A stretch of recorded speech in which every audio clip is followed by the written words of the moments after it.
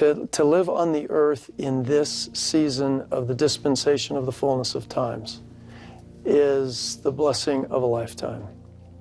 A number of years ago, when I was in Rexburg, President and Sister Hinckley were there, and we were having a dinner to express gratitude to people who were supporting the university.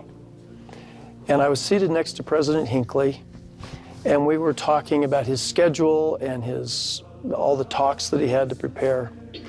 And there was a moment where my hands were just up on the table, and kind of suddenly he just patted my hand.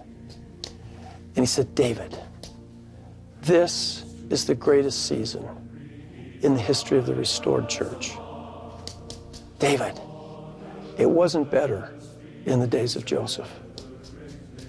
It wasn't better in the days of Brigham. Never has the church been as well regarded, as well recognized as it is today in all the world. David, never have we had the resources to move this work forward in all the world.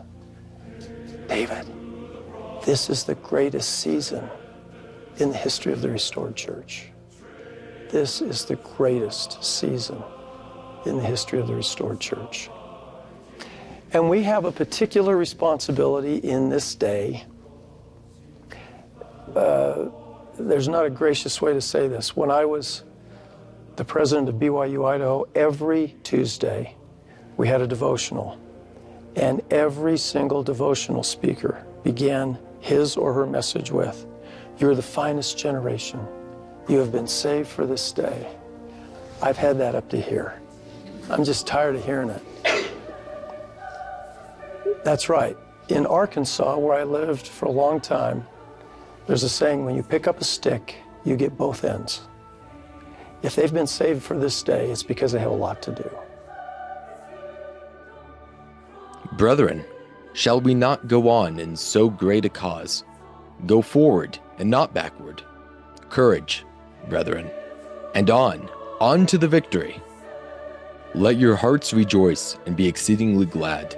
Let the earth break forth into singing.